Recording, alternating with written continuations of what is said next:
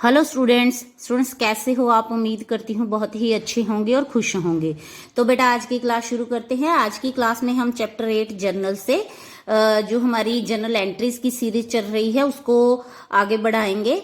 तो बेटा आज का लेक्चर बहुत ही इम्पोर्टेंट है और थोड़ा सा इंटरेस्टिंग है और आपकी कंफ्यूजन्स को दूर करने वाला है। तो बच्चे ये जो 4 आइटम्स है हमारे पास आज के लेक्चर के लिए, वो है outstanding expenses, prepaid expenses, accrued income और इनकम रिसीव्ड इन एडवांस।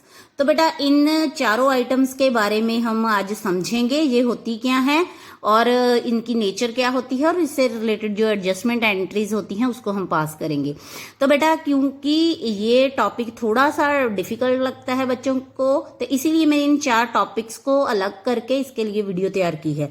तो बेटा इससे पहले जितनी भी जर्नल एंट्रीज हमने की हैं वो ट्रेडिशनल अकाउंट के रूल्स को फॉलो करते हुए की हैं। तो मैं आज आपको ये टॉपिक जो है वो modern rules of debit and credit को फॉलो करते हुए समझाऊंगी। तो आपको एक बार रिवाइज करवा देती हूँ कि जो हमारे मॉडर्न क्लासिफिकेशन ऑफ अकाउंट है उसके अकॉर्डिंगली 5 तरह के अकाउंट्स होते हैं। एसेट्स से रिलेटेड जो कि बिजनेस के रिसोर्सेज को शो करते हैं, लायबिलिटीज से रिलेटेड जो कि बिजनेस के जो भी अमाउंट पेएबल्स होते हैं आउटसाइडर्स के प्रति उसको शो करते हैं, और एक्सपेंसेस से रिलेटेड जो कि फर्म के एक अकाउंटिंग पीरियड से रिलेटेड जितने भी खर्चे होते हैं उनको शो करते हैं, और रेवेन्यू और इनकम एक अकाउंटिंग पीरियड से रिलेटेड जितनी भी इनकम्स होती हैं हमारी गेन्स होते हैं और जो भी सेल का अमाउंट होता है उसको शो करते हैं। और लास्ट अकाउंट होता है कैपिटल अकाउंट। कैपिटल अकाउंट बेटा ऑनर जो भी अमाउंट बिजनेस में इन्वेस्ट करता है उसको हम बोलते हैं कैपिटल। तो ऑनर से रिलेटेड जितनी भी ट्रांजैक्शंस होती हैं वो हम कैपिटल अकाउंट में रिकॉर्ड करते हैं। तो बच्चे जो एसेट्स और एक्सपेंसेस इन दोनों का रूल सेम है। एसेट्स और एक्सपेंसेस अगर इंक्रीज होते हैं तो बेटा इनको हम डेबिट करते हैं, और अगर ये डिक्रीज होते हैं तो इनको हम क्रेडिट करते हैं। एसेट्स और एक्सपेंसेस का रूल सेम है। अगर एसेट्स और एक्सपेंसेस इंक्रीज होते हैं बिजनेस के तो उनको हम डेबिट करते हैं, और अगर ये दोनों डिक्रीज होते हैं तो इनको हम क्रेडिट करते हैं। और जो हमारी लायबिलिटीज, रेवेन्यू और कैपिटल, ये तीनों अगर बेटा इंक्रीज होते हैं तो इनको हम क्रेडिट करते हैं, और अगर ये डिक्रीज होते हैं तो इनको हम डेबिट करते हैं। तो लायबिलिटीज, रेवेन्यू और कैपिटल इन तीनों के रूल्स सेम हैं। तो बच्चे इनको फॉलो करते हुए ही आज का टॉपिक हम समझेंगे। तो बेटा जो फर्स्ट हमारा टॉपिक है वो है आउटस्टैंडिंग एक्सपेंसेस।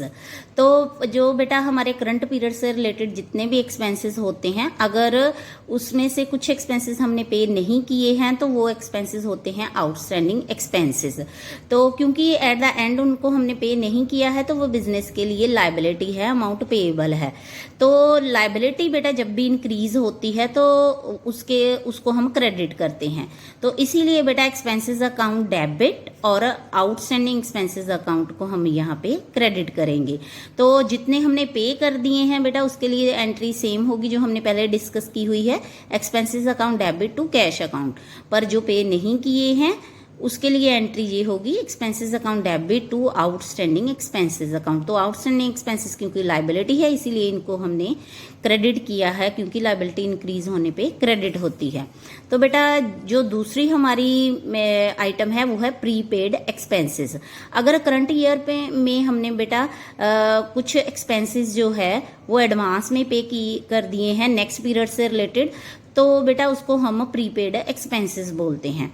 तो क्योंकि हमने एडवांस में खर्चा पे कर दिया है तो वो बिजनेस के लिए एसेट है, उसका बेनिफिट उनको नेक्स्ट पीरियड में होगा। तो क्योंकि ये बिजनेस की एसेट है तो एसेट जब भी इंक्रीज होती है उसको हम डेबिट करते हैं। तो बेटा इससे रिलेटेड जो एडजस्टमेंट एंट्री होगी वो होगी prepaid expenses account debit to expenses account. तो जितने भी एक्सपेंसेस हमने पे किए हैं करंट ईयर में टोटल उसकी एंट्री तो वही होगी expenses account debit to cash account. तो इसके बाद बेटा जो थर्ड हमारी इंपॉर्टेंट आइटम है वो है अक्रूअर्ड इनकम। अक्रूअर्ड इनकम करंट पीरियड से रिलेटेड इनकम होती है जो हमने अर्न तो कर ली है पर उसको हमने अभी रिसीव नहीं किया, at the end of the year हमने उनको रिसीव नहीं किया। तो क्योंकि वो हमारी करंट पीरियड की इनकम है और हमने रिसीव नहीं की है तो बेटा वो हमारी एसेट है। तो एसेट जब भी इंक्रीज होगी उसको हम डेबिट करेंगे। तो बेटा इस केस में जो एडजस्टमेंट एंट्री होगी वो होगी accrued expenses account debit to income account. तो जितनी भी इनकम रिसीव की है बेटा उसके लिए एंट्री होगी cash account debit to income account, क्योंकि इनकम भी क्रेडिट होती है। तो बेटा नेक्स्ट जो हमारी आइटम है वो है इनकम रिसीव्ड इन एडवांस। अगर करंट पीरियड में हम कुछ ऐसी इनकम रिसीव कर लेते हैं जो कि करंट पीरियड से रिलेटेड नहीं है या फिर अभी हमने अर्न नहीं की, उसको एडवांस में ही हमने अर्न कर लिया है, तो बेटा ऐसी इनकम को हम इनकम रिसीव्ड इन एडवांस बोलते हैं। तो ये बेटा हमारे लिए लायबिलिटी है जब तक हम उसको अर्न नहीं कर लेते। तो बेटा इस तरह के जो आइटम होती है उसके लिए जो एडजस्टमेंट एंट्री होती है वो होती है क्योंकि इनकम रिसीव्ड इन एडवांस हमारी लायबिलिटी है तो इसको हम क्रेडिट करेंगे। तो इनकम क्योंकि हमने ज्यादा रिसीव की है और ये करंट पीरियड से रिलेटेड नहीं है तो इसीलिए इनकम को हम डेबिट करेंगे उसको रिड्यूस करने के लिए। तो क्रेडिट होगा हमारा यहाँ पे इनकम रिसीव्ड इन एडवांस।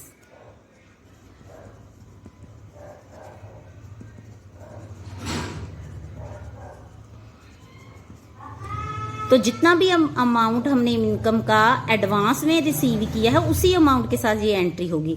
तो बेटा जैसे कि यहाँ हम आपको पता है कि एक्सपेंसेस जब भी इंक्रीज होते हैं वो डेबिट होते हैं और इनकम से इंक्रीज होती हैं तो क्रेडिट होती हैं।